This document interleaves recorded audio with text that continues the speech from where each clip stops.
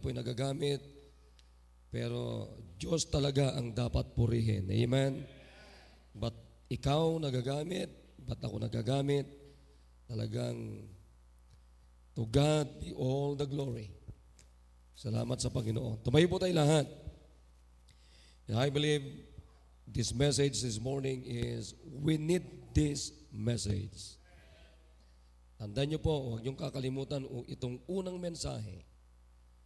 Kakailanganin po natin ito hanggang sa pang 365 days na araw, this 2025. And even this coming next year, 2026, at forever kailangan natin ito. Let's go to 2 Timothy chapter 1. 2 Timothy chapter 1. Mamaya, huwag niyong kakalimutan, siguro yung, kasi maliit lang naman yung baboy, at baka may pwede kayong idagdag mamaya dyan, kahit pansit lang siguro. Oo. Pag salusaluhan natin habang pinag-uusapan natin yung ating kanya-kanyang goals and vision this 2025 para sa Panginoon. Amen? In verse number 7, ang sabi diyan, 2 Timothy chapter 1 verse number 7. Ako na lang magbabasa, sundan nyo lang. Sabi dito, for God hath not given us the spirit of fear. Do you believe that? Amen. Ang Diyos, hindi tayo binigyan ng espiritu ng takot, but of power and of love and of a sound mind. Now, ngayong umaga, pag-uusapan natin the best spirit in our new year. The best spirit in our new year. Mamaya, liliwanagin natin kung ano yung spirit na yan. Hindi po yan tumutukoy sa Holy Spirit. Amen. Hindi yan tumutukoy sa third person of the Godhead. That is why small letter S. Okay? Tayo po'y manalangin. Nagilang Diyos, Panginoon, salamat po sa mga testimonies na narinig po namin. O Diyos, pagpalain niyo po ang mensahe ninyo, Panginoon. Hindi ko kakayanin ito kung hindi niyo po isusustain yung pong aking throat, yung wisdom, ganun din po ang bawat isa, Panginoon. We need this, O God. Make us humble, O God, and forgive us our sins, Panginoon. Ito po ang aming dalangin sa pangalan ni Jesus. Amen. Sige, pwede na kayo mo po. Na magbibigay lang ako sa inyo ng malagang background ng ating binasa na book. Of course, we know that the book of 1 and 2 Timothy is the personal letter of Apostle Paul to his own son in the faith. Nakikinig kayo sa akin? Nakikinig kayo? Ayan, alright. Huwag niyong imimiss ito. Sino po ang sinulatan niya? His son in the faith, Timothy. Bakit po? Because the very purpose, like 2 Timothy, is to give his final instructions and encouragement to Timothy.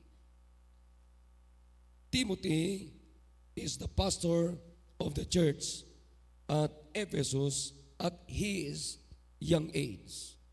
Batang-batang pastor ito. Kaya kayo mga medyo bata-bata pa. Samantalahin nyo na ipagamit ang buhay nyo, lakas nyo sa Panginoon. Amen. So Timothy was experiencing great opposition. Grabe yung nararanasan niya na opposition to his message or messages to himself as a leader. His youth, his association with Paul, and his leadership had come under fire from believers and non-believers alike. Kita niyo yung opposition, may opposition na nanggagaling sa mananampalataya, may opposition na nanggagaling sa hindi mananampalataya. Now, makinig kayo maigi mga kapatid. Opposition is always there if you know how to stand what is right. Hindi ka naman kukontrahin kung hindi ka nag-stand sa tama. Naunawan ninyo mga kapatid. But if you will learn to stand what is right, ang opposition, asahan mo yan, galing yan kung saan-saan. Tandaan nyo, huwag niyong kakalimutan, ang diablo, ayaw niya itong ginagawa natin. Come on, shout amen. Parang hindi sariwa yung amen ninyo mga kapatid. It's time na magkaroon tayo ng sariwang amen. Amen. So, makita natin, isipin nyo, itong nakaraang taon, 2024, ilang opposition na na-experience natin sa buhay natin? A lot. Come on, amen. Opposition from yourself, opposition from your family, opposition from the believers, opposition from unbelievers, and opposition, mga kapatid, higit sa lahat na matindi, from Satan. Come on, amen. Opposition from worldliness. Kung saan-saan nanggagaling, mga kapatid. Kaya nga dumarating tayo sa point, we're almost give in. Naikinig tayo? Para dumarating tayo sa punto na parang sinasabi natin, ayoko na, Panginoon, ayoko na. Panginoon, hindi ko na kaya.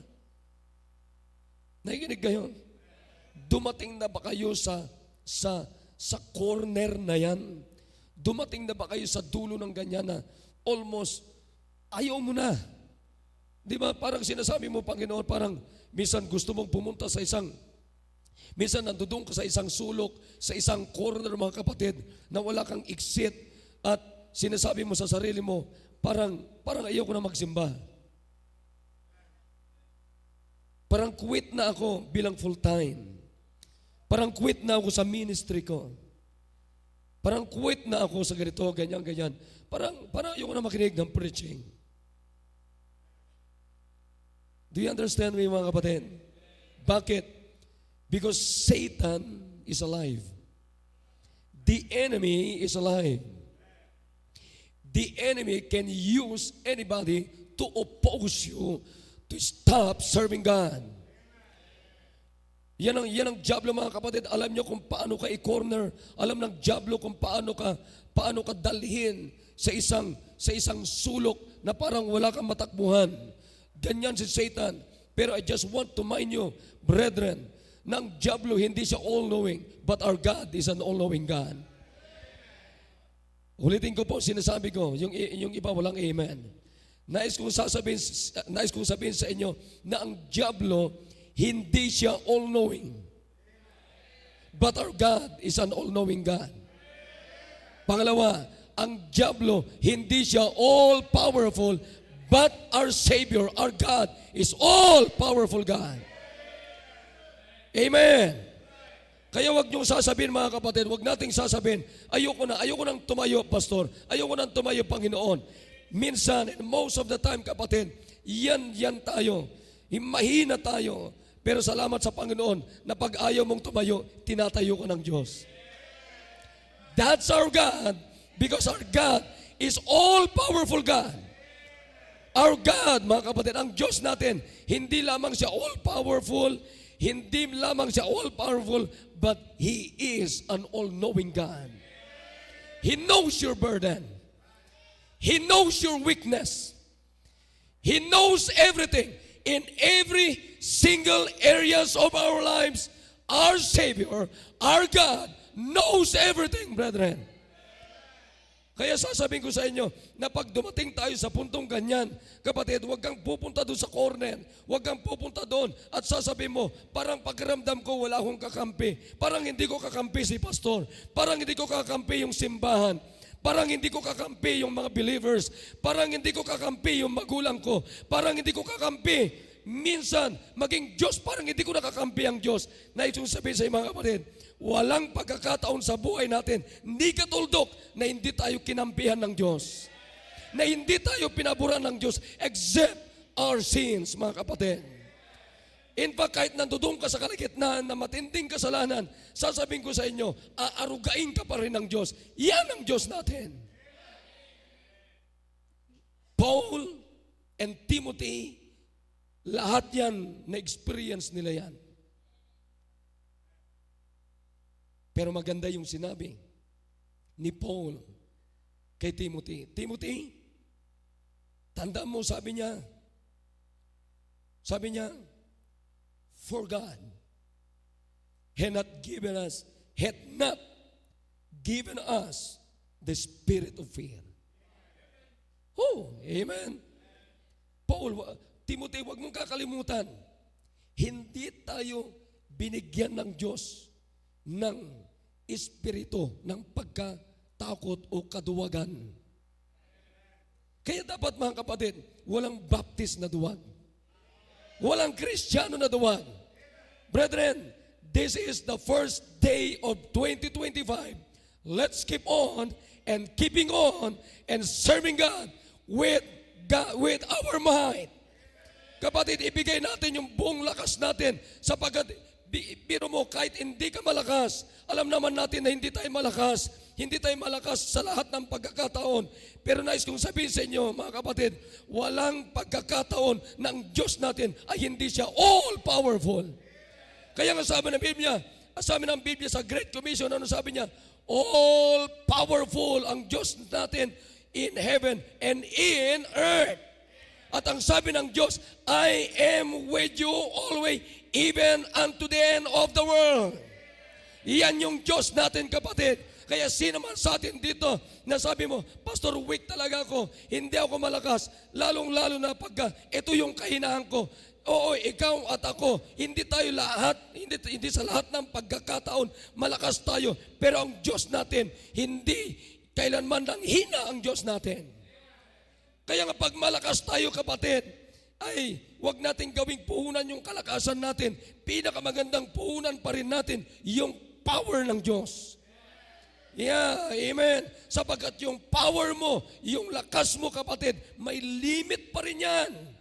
Pero yung lakas ng Diyos, yung power ng Diyos is an unlimited power. Yeah. Kaya anong sabi ng Panginoon? Timothy, alam kong mararanasan mo yung nararanasan ko. Pero wag mong kakalimutan, Timothy. Sabi niya, for God hath not given us the spirit of fear, but, amen, but of power. Amen. Because our God is all powerful. Sabi niya, hindi tayo binigyan ng espiritu ng kaduwagan. Kaya dapat, mga kapatid, hindi tayo duwag na mga anak ng Diyos. Amen? So Paul urged him to be bold when we allow people to intimidate us. We neutralize our effectiveness for God. Kaya, pinakamaganda, mga kapatid, ang lamang nga natin may Biblia tayo na susundan. Naikinig ba kayo, mga kapatid? May salita ng Diyos na tayo na pattern natin, susundan natin. Kaya huwag tayong masanay na magmukmuk. Amen. Huwag tayong masanay na nagsasabi sa sarili natin, wala na yata akong kakampi. Wala na yatang pumapabor sa akin. Hindi po ganyan kung tayo po ay anak ng Diyos. Amen? Now let me explain the word spirit. The word spirit, it means the rational soul. The rational soul. By implication, the vital principle. the mental disposition. Pag sinabi natin, in other words, it is the spatial attitude or frame of the mind. Nakikinig tayo? The spatial attitude or frame of the mind. Ibig sabihin, tumutukoy ito sa ating katangian, sa ating character, sa ating pag-iisip. Nakikinig? Kaya minsan, nagagamit natin yan. Alam mo, minsan, naririnig natin ito, ayaw kong kasama si ganito kasi ibang spirit niyan. In other words, ibang kaisipan yan. Yun ang ibig sabihin nun. Amen? Because the word spirit is a spatial attitude or frame of the mind. Nakikinig? Yung lagay ng pag-iisip natin, yung mindset natin, yan yung tinutukoy natin na spirit, mga kapatid. Yung attitude natin, yung kilos natin, yung saloobin natin. O, tinan nyo kahapon ha? Tinan nyo kahapon? Di ba, ang sabi ko sa inyo, panatiliin natin habang naglalaro yung good spirit. Unang laro pa lamang, marami na sa inyong dinapuan ng bad spirit. Come on, amen. Kapatid, tinan nyo ha, unang laro nyo, kahit na laro yan, kahit gaano kagaling mag-shoot, pag nasira ang spirit mo, hindi ka makashoot.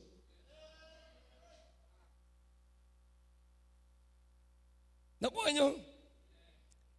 Kaya kahapon mga kapatid, di nyo alam, nanonood ako dyan, pero gumagawa ako ng mensahe ko. In fact, nung nakaraan pa ito eh. Ha? Tingnan nyo mga kapatid, di ba napakaganda?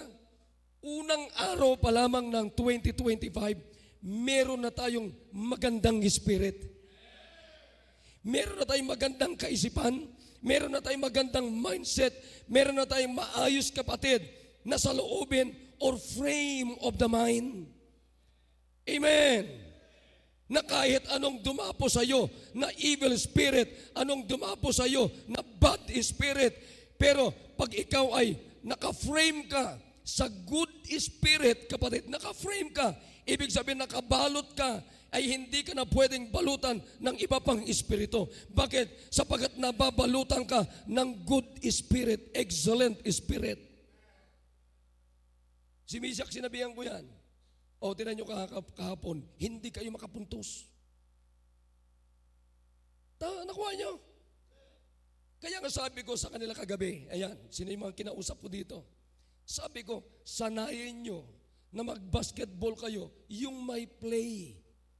Because basketball, binubuo ito ng team. Pag sinabi mong team, hindi ka nag-iisa. Kaya nga team eh. Ibig sabihin, halimbawa, 5 yan.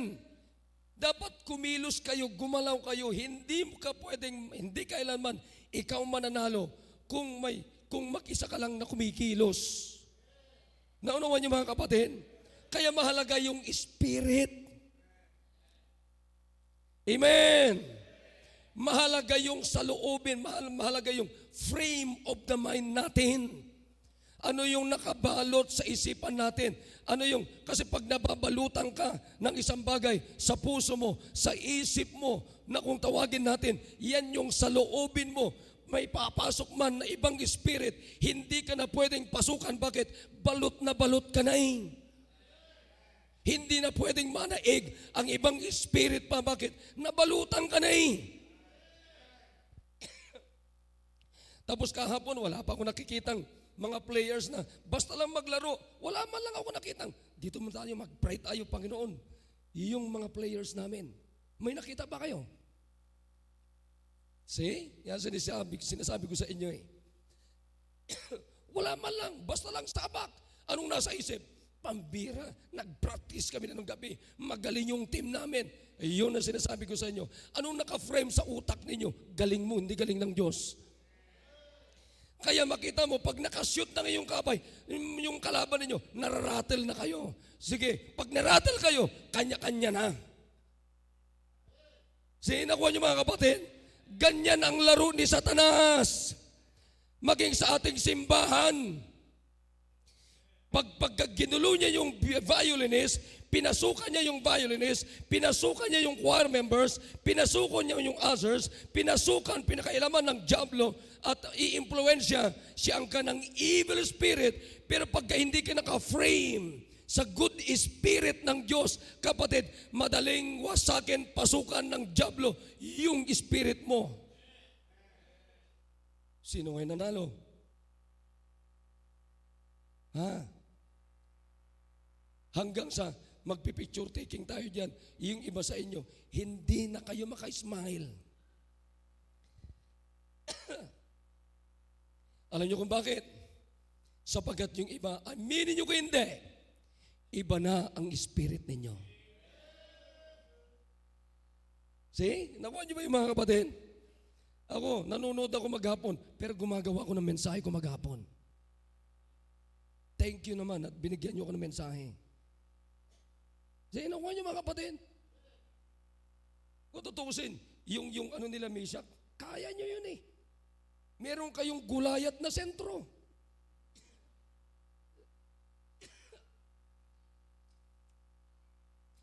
Di ba?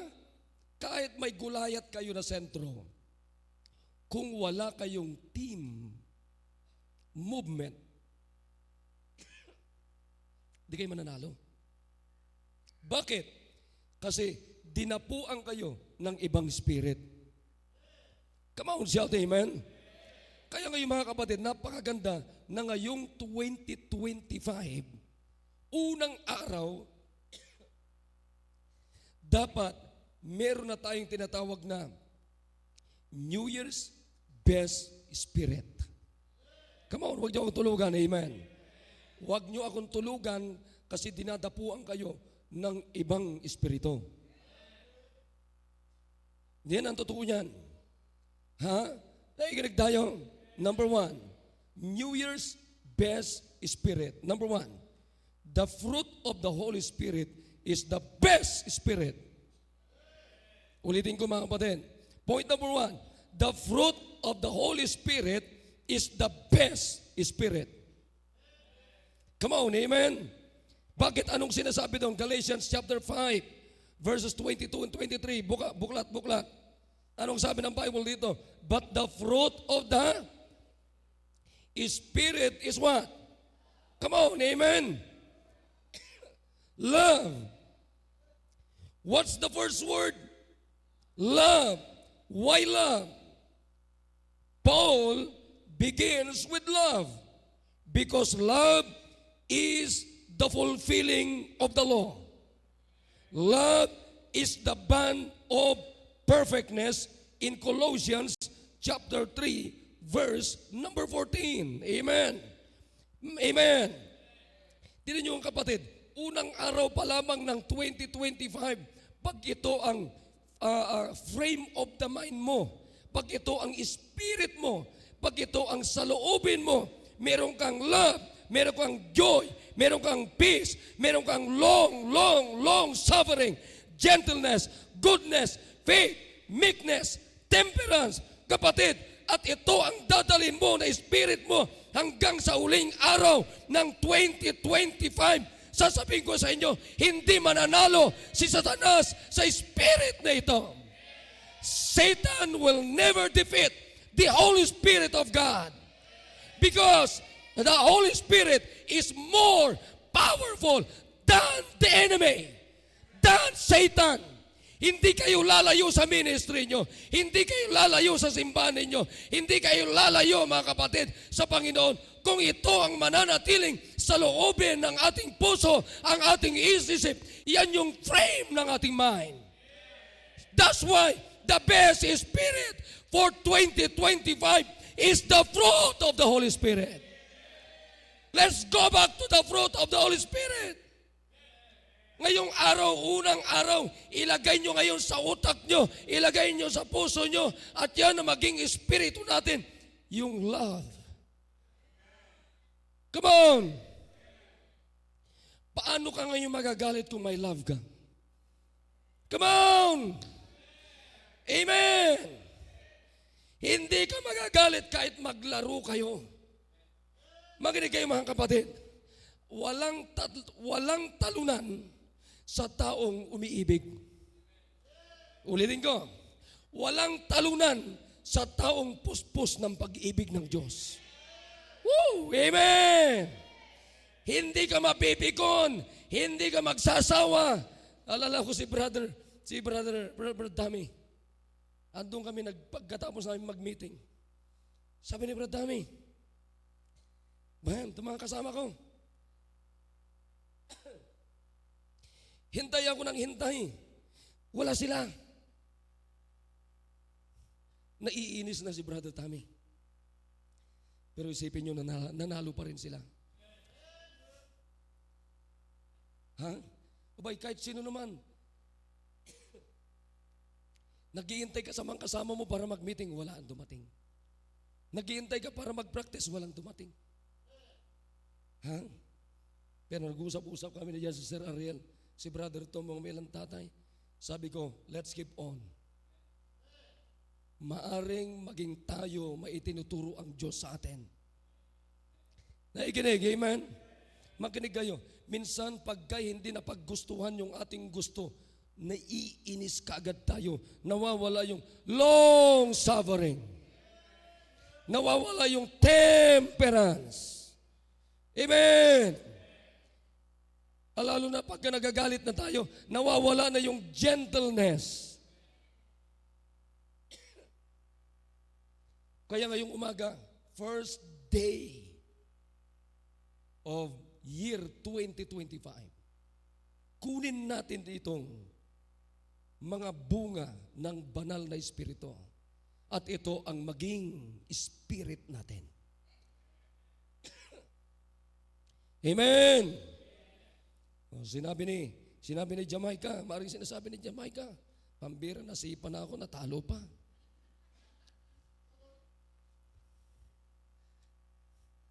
Ha?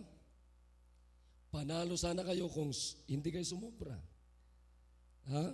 Pero meron pang 2025. Amen!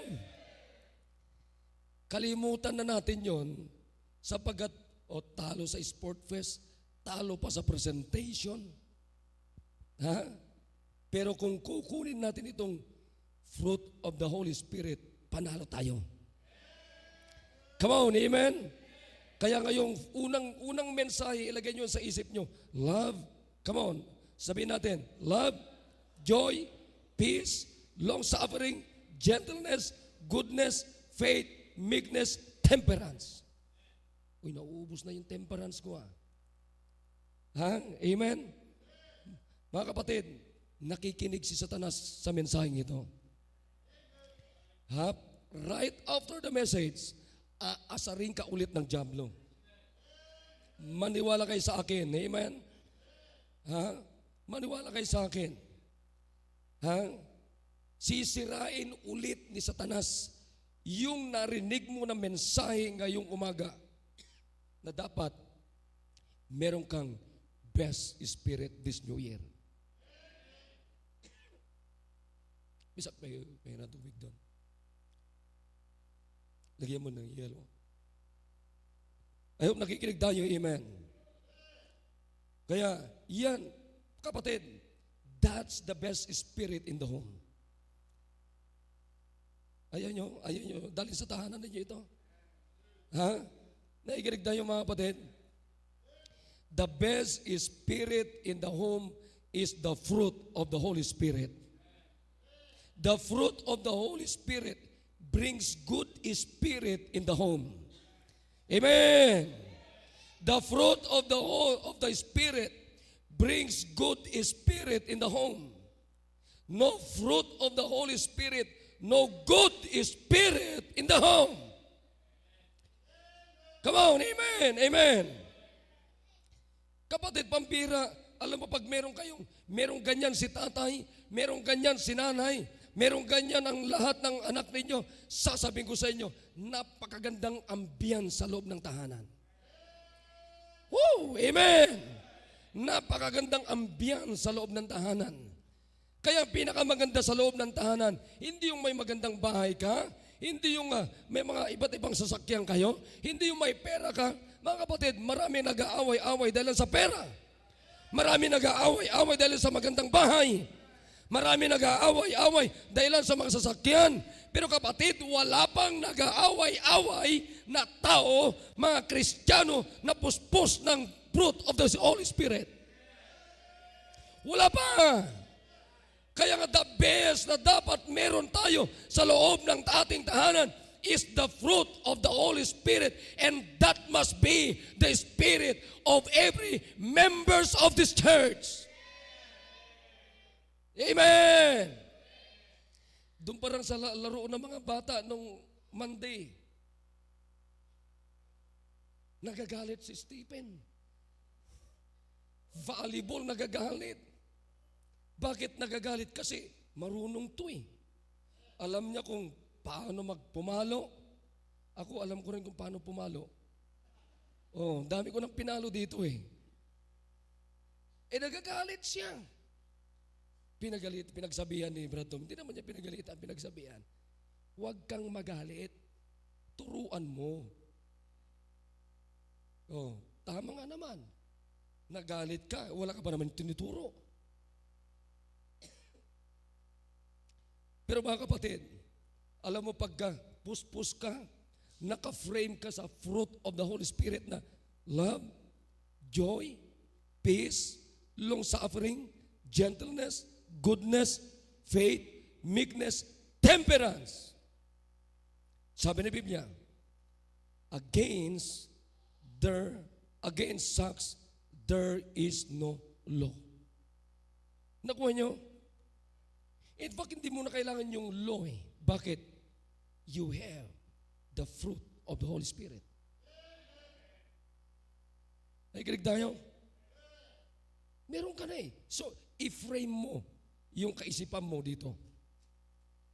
Kaya unang araw pa lamang, kapatid, ng 2025, yan ang ilagay mo sa isip mo. Amen. Amen. Yan ang ilagay mo sa mind mo. Yan ang gawin mong frame of the mind. Nakikinig, amen. Lahat tayo, kailangan natin ito. Ako, kailangan ko to. Ha? Walang itinangangailangan ito. Amen. Ay, sasabihin ko sa inyo, maniwala kayo, mamaya-maya lamang, pagkatapos ng meeting natin, pag-iwalay natin mamaya, merong sisira ang spirit ninyo. But don't forget this first message. Amen.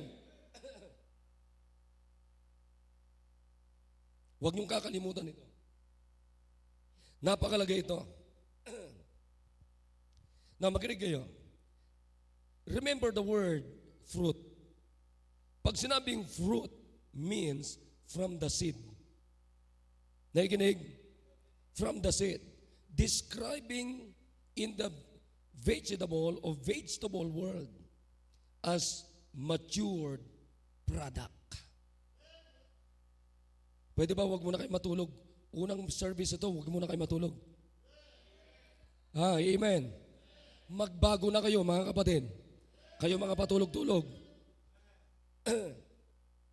So pag sinabi nating fruit, kapatid, yan ay nanggaling sa tinatawag na vegetable world as a matured product.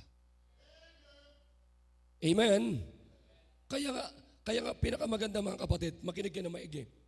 Ngayong unang araw ng 2025, magsimula na tayong simulan na natin ang ating isip ng tinatawag na frame of maturity.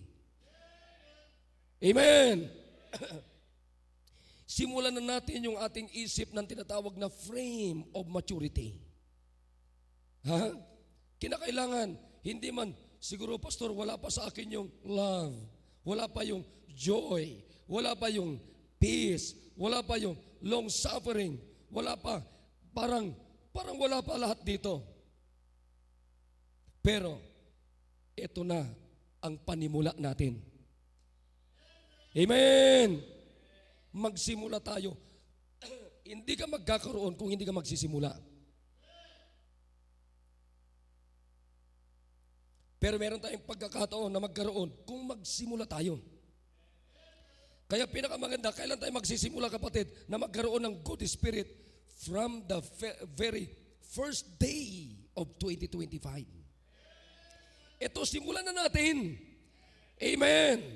Huwag tayong mimintis sa unang araw ng 2025. Pamira, tapos babati tayo. Makinig kayo ha. Hindi nyo ba alam na maraming bumabati ngayon ng Happy New Year but they don't have good spirit? Come on, amen. What is Happy New Year if you don't have a good spirit? Walang Happy New Year, maniwala kayo. Kaya nga yung ibang bumabati dito sa Facebook na walang Diyos, walang hindi naka-frame yung kanilang mind ng fruit of the Spirit. And what is Happy New Year? See? Amen. What is Happy New Year? Wala kang love. What is Happy New Year kung wala kang love? What is Happy New Year kung wala kang joy? What is Happy New Year kung wala kang peace? What is Happy New Year if you don't have long-suffering, gentleness, goodness, faith, meekness, temperance? Kapatid, what is Happy New Year? Pero napakasarap magsabi ng Happy New Year, Blessed New Year, if you have in your mind the fruit of the Holy Spirit. May minsan natatawa lang ako dyan magsasalita ng, tinan nyo, may nakita ako sa Facebook, yung iba, gusto nila mag-isa. Punta na lang ako dito sa sulok. Dito na lang ako. Tapos magsa-self-pity. Ha? Kung pumunta ka dito kahapon, hindi po pwedeng hindi ka nag-enjoy kahapon. Amen! Bakit? Kasi hindi basta laro ang napanood natin kahapon, kundi laro ito ng mga anak ng Diyos. Laro dito na wala kang naririnig, nagmumura sa isip lang kasi. Di ba? Lalo na napanood nyo yung basketball. Ano bang tawag doon, basketball ladies? No rules. Ha? Di ba? Palagay ko doon nayari yung boses ko Doon nasira Pero totoo yung mga kapatid, ako nag-i-enjoy ako sa ating sport fest kahapon. Amen. Kapatid, sasabihin ko sa inyo, maraming pwedeng sumira ng ating frame of the mind. Alam nyo, pag ang diablo, nasira niya yung tawag natin, nasira niya yung kamada mo, makinig kayo, huwag nyo kang tutulugan. Pag nasira niya yung diskarte mo, bagsak ka na. Tama? Amen. Pag nasira na puntirya ng diablo, yung weakness mo, wala na. Kaya makita mo, sila Meshach hindi makashoot. Bakit? Nasira yung spirit Come on, amen. Pero mga kapatid, pag meron kang frame of the mind, like the Holy Spirit, fruit of the Holy Spirit, hindi ka kayang ibagsak ng diablo. Come on, amen. Dito lahat ng tingin, mga bata, matanda, dito tayo lahat ng tingin, mga kapatid. Mamaya-maya lang, sasabihin ko sa inyo, sira na naman ang espiritu ninyo. Ha? Naunawan nyo? Tinan mo nung huling Wednesday ng 2024, may mga alam sa inyo, hindi kayo nagsimba. Bakit sira ang espiritu ninyo? Amen. Sasabihin ko sa inyo, sinong sumisira? Minsan misis mo. Sinong sumisira? Minsan mister mo. Sinong sumisira, kapatid? Minsan sarili mong anak. Minsan doon mismo sa loob pa lang ng bahay nyo, sira ng kamada nyo. Kaya nga pinakamaganda, ito yung gawin natin na frame of the mind natin for this New Year 2025. Hanggang doon sa huling araw ng 2025, yung pang 365, kapatid, ito ang ilagay mo na frame of the mind mo. Hindi ka kayang gibain ng dyablo. Amen. Tingnan nyo. Ito tayo. In Romans 8:26, likewise the Spirit also helpeth our infirmities. Nanuwan niyo ba? Na ang Diyos, ang banal na Espiritu ay laging tumutulong sa atin. Tinutulungan tayo yung ating mga infirmities. Makinig na maigi. Ano ang ibig sabihin ng infirmities? Feebleness. Malady. Hindi malandi. Ha? Malady. Anong ibig sabihin ng malady? Yung sakit natin. Yung karamdaman natin. Kaya pag nagkasakit tayo, physical man yan o spiritual man yan, huwag kayong magmumukmuk mag-isa. Huwag kayong mag-self-pity. Bakit? Because sabi ng Biblia, likewise, the Spirit also helpeth our infirmities. Amen? Sinong tumutulong sa ating mga infirmities? The Holy Spirit. Kaya sabi dito, for we know not what we should pray for as we ought, but the Spirit itself maketh intercession for us with groanings, which cannot be uttered. Alam niyo ba mga kapatid, hindi rin nagugustuhan ang Diyos pag tayo nalulungkot. Sapagat alam ng Diyos na tayo frail. Ano ibig sabihin ng frail? Nandun yung frailty natin. Kahinaan, karupukan, kahinaan ng kalooban. Kaya yan yung ibig sabihin ng infirmities. Nakikinig mga kapatid? Kaya pag mahina ang loob natin, meron tayong Diyos na mag-aahon ulit sa atin. Pag nalulungkot tayo, mahina tayo spiritually, mahina tayo physically. Kapatid, sasabihin ko sa inyo, aminin natin hindi sa lahat ng area ng ating buhay, malakas tayo. At hindi lahat, buong 365 days, kapatid, malakas tayo. Hindi. May pagkakataon din, kapatid, na down tayo. Pero sinong tumutulong sa atin? The Holy Spirit. Amen. Bakit? Sapagkat ang Holy Spirit nakatira sa atin. Kaya nga sabi ng Biblia, in Proverbs 18:14, the spirit of a man will sustain his infirmity. But a wounded spirit, who can bear? Makinig kayo. Ilan sa atin dito, nakaraang taon, makinig kayo, wounded ang spirit natin. Come on, amen? Sino makapagsabi sa atin ngayon na, Pastor, hindi ko naranasan na sugatan ako noong 2024. Lahat tayo may sugat. Come on, amen? Lahat tayo. Ibig sabihin, kapatid, lahat tayo nasaktan ng iba. Maaring nasaktan ka sa preaching, sinasabi nga natin kanina, nasaktan ka sa preaching at sinasabi mo, sa susunod hindi na ako babalik. Pero alam mo ba, bakit bumalik ka ulit? Tinulungan ka ng Diyos. Amen, hinila ka ulit ng Diyos. Hindi, balik ka doon. Balik ka doon, Rolly, balik ka doon. Hinila ka ng Diyos. Amen. O maaring nasaktan si Brother Rolly, pero ipinalik siya ng Diyos. Alam niyo kung bakit? Sapagkat anak siya ng Diyos.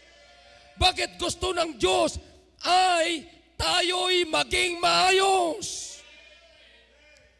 Ay, naku, sasabihin ko sa inyo, alam niyo, sa totoo lang, honestly, pag wounded ang spirit mo, ang hirap makarecover. Ha? Naunawan niyo?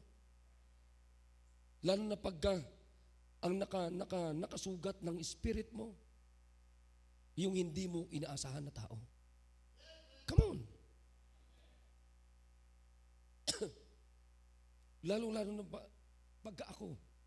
Halimbawa ako ang nakasugat sa espiritu ninyo. Honestly, dumarating kayo sa punto na ayaw nyo makinig sa akin. Believe me. Ha? Ni boses ko pa lamang naiinis kayo. Oo. araw-araw huwag kayo magsinungaling. Ha? Naintindihan niyo mga kapatid? Ang nakasakit sa iyo, pastor mo. Ang nakasakit sa iyo, tatay mo. Ang nakasakit sa iyo, nanay mo. Ang nakasakit sa iyo, kapatid mo. Ha? Wounded yung spirit mo. Makinig, ilang mga tao ngayon, hindi po maka-move on because they are wounded spirit. Oh, may nakita nga ako sa post eh. Ang basa ko, wounded siya.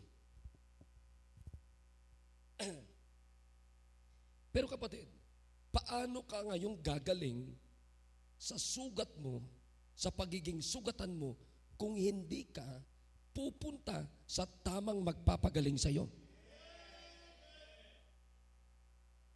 Nakuha nyo?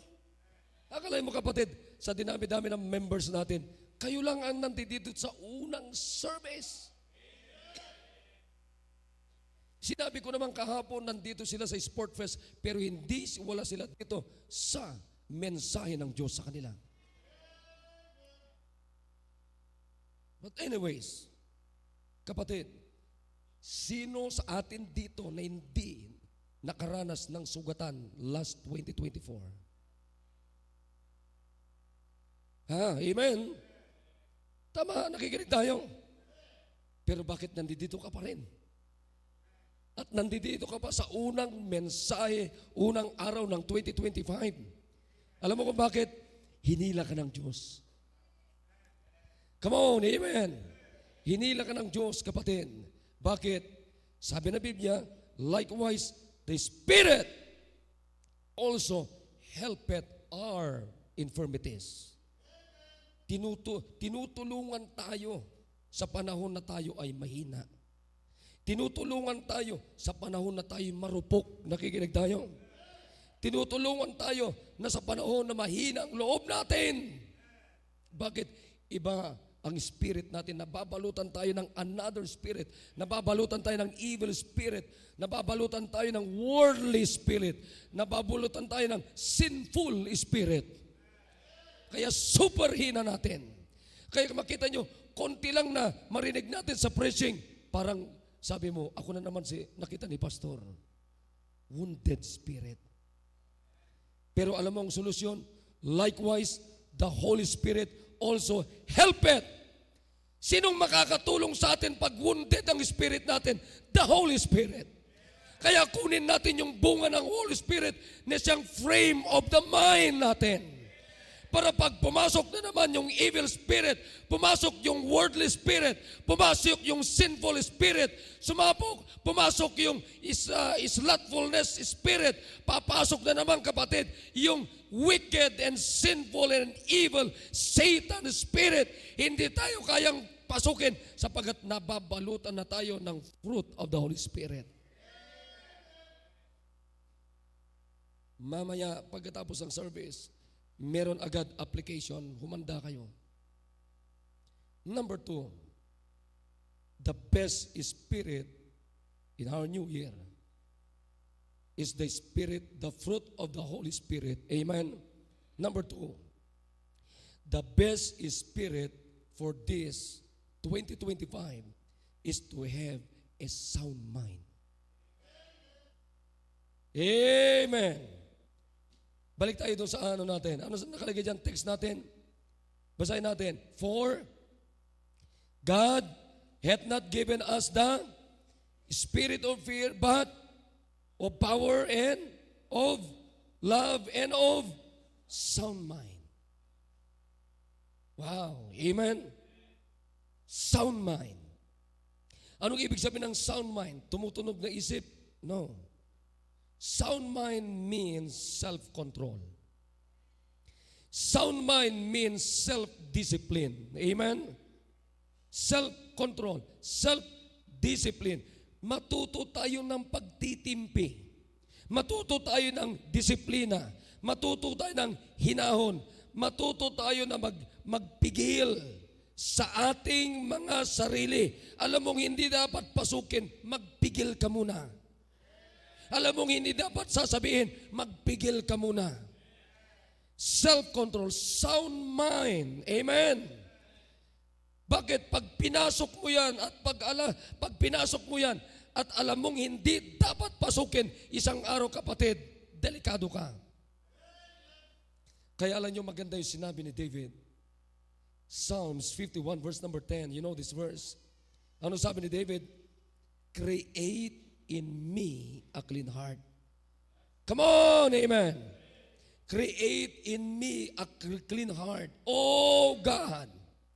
Oh God. Renew a right spirit within me. It's New Year's time. What is Happy New Year, kapatid, if we don't have a clean heart? Come on, amen. What is Happy New Year if we don't have a clean heart? Kaya sabi ni King Solomon, ni David, create in me a clean heart, O God. Makinig kayo mga kapatid, maaaring may tao na gumawa sa inyo na hindi maganda, na halos hindi mo gusto yung ginawa sa iyo at hindi mo kayang patawarin. This is now the time to beg God. Sabi niyo, Panginoon, gustong tanggalin tong bitterness na ito. I want a clean heart. Kaya sabi ni David, renew a right spirit within me. Ngayong umaga, ang kailangan natin, a right renewal of our right spirit. Nakikinig tayo? Yan ang kailangan natin. Bati tayo ng Happy New Year. Wala naman tayong right spirit. Wala naman tayong sound mind. Ha? Amen? Kailangan natin self-control. Kaya katinan nyo, naglalaro kayo kahapon. Yung iba sa inyo, wala kayong self-control. Wala kayong sound mind. Yeah, amen.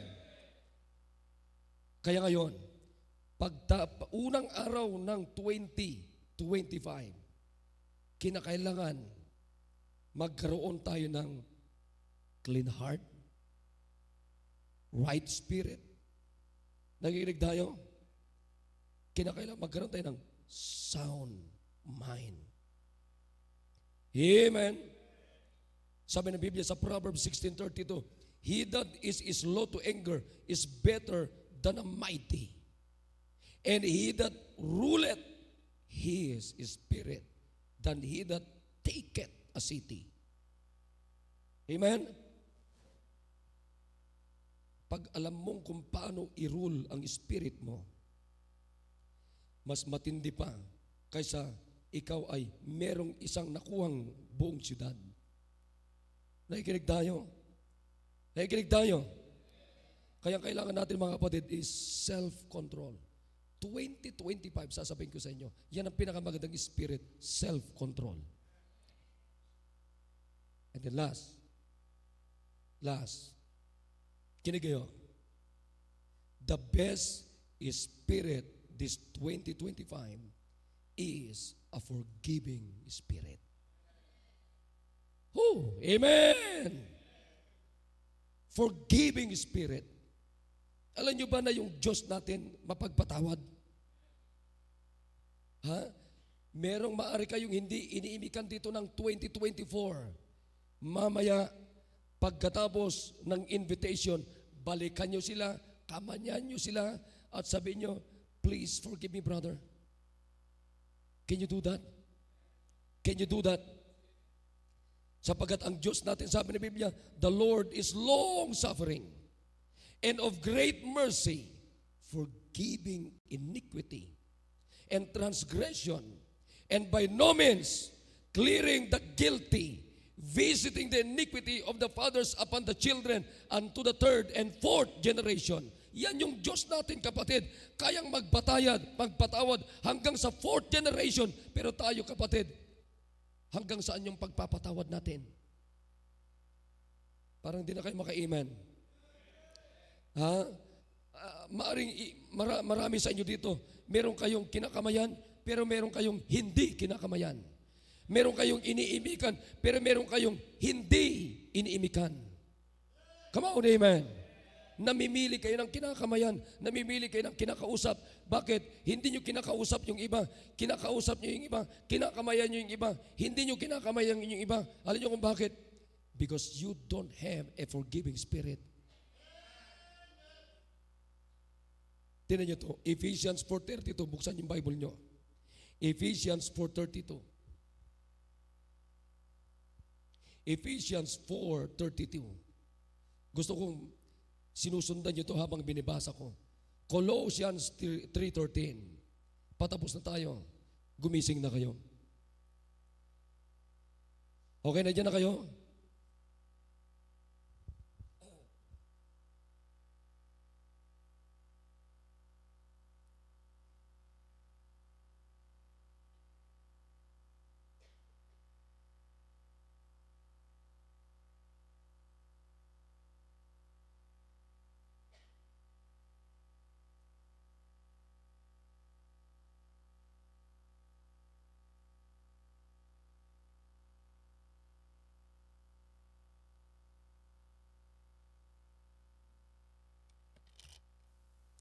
Ano sabi ng Bible dyan? Basahin natin. And be ye kind one to another. Wow. What a spirit. Amen. Tender-hearted. What the next word? Forgiving one another. Even as God for Christ's sake hath forgiven you. Forbearing one another. Colossians 3:13. If any man have a quarrel against you, or against any, even as Christ forgave you, so also do ye. Makinig kayo mga kapatid. There are so many people cannot move on because of unforgiving spirit. So let's have start from the very first day of 2025, a forgiving spirit. Come on, amen? Ay nako, sasabihin ko sa inyo, lalo pag nakikita mo yung gumawa ng atraso sa'yo, nanginginig ka sa galit. Gusto mo siyang saksakin. Tama? Pero isipin mo muna, parang nasaksak mo yan, napatay mo, doon ko naman sa kulungan. Nakikinig kayo mga kapatid? Pero pag pinatawad mo, amen? Hindi mo lang pag pinatawad mo, naging close kayo, bigyan ka pa ng 500,000. Na problema ulit.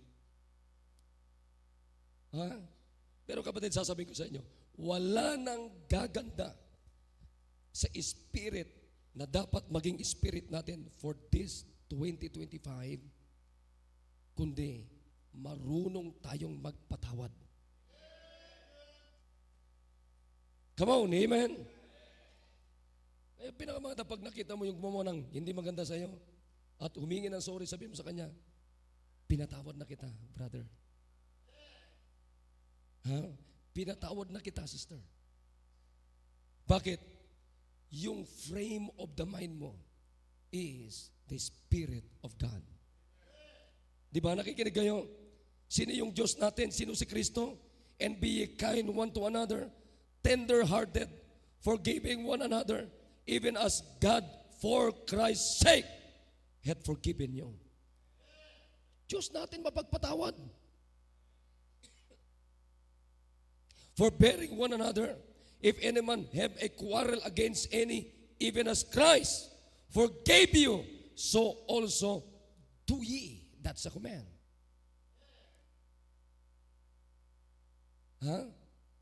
Naintindihan natin? Ngayon, para meron tayong love, peace, joy, long-suffering, gentleness, goodness, faith, meekness, temperance, yan ang ilagay natin na frame of the mind natin. Ibig sabihin yan ang tinatawag, yan ang maging spirit natin from the first day of 2025 hanggang doon sa pang 365. Isipin niyo to. Ilang araw ang taong 2020? Ilang araw ang isang taon? 365. Sipin mo yan. At kung hindi ka marunong magpatawad, 365 na meron kang bitterness. Pero pag meron tayong forgiving spirit, 365 days na wala tayong sama ng loob. Come on, amen. Di ba? Kaya ngayon pa lamang, the best spirit of 2025. Ano yung una? The fruit of the Holy Spirit. Ano yung number 2? The spirit of sound mind. Ano yung number 3? Spirit of forgiving, o forgiving spirit. Ha? Alam mo, pag meron ka nito, mamaya, makakabati. Ang hirap kayang bumati ng Happy New Year, pero meron kang bitterness. Come on, amen? Di ba? Happy New Year, pero ganun ka naman. Ha? Nakangiti on the other side na mukha mo, pero yung iba nakasimangot, make face ka. Pero pag meron ka nito, sasabihin ko sa inyo, eye to eye, face to face, makakaharap ka na merong tamang spirit. Come on, amen. Kunin natin ito. Amen, nakikinig tayo. Let's have now a new spirit. Get the fruit of the Holy Spirit. Magkaroon tayo ng sound mind, self-control. Magkaroon tayo ng forgiving spirit. Tumay tayo. Let's come to the altar. Wala mo nang tutugtog. By family, ang punta natin dito sa altar. Come on. By family. Makinig kayo mga anak. Baka may samalang loob kayo sa mga magulang nyo. Ha? Bakit hindi nyo sabihin ngayon, I'm sorry tatay, I'm sorry nanay. Nakikinig kayo mga young people? Nakikinig kayo mga young people? Nakikinig ba kayo mga young people? Ha? Ito na ang pagkakataon na humingi kayo ng tawad sa inyong mga asawa, husband, wife, mga anak, sa inyong mga magulang, sa mga kapatiran. Let's have now the forgiving spirit. Come on.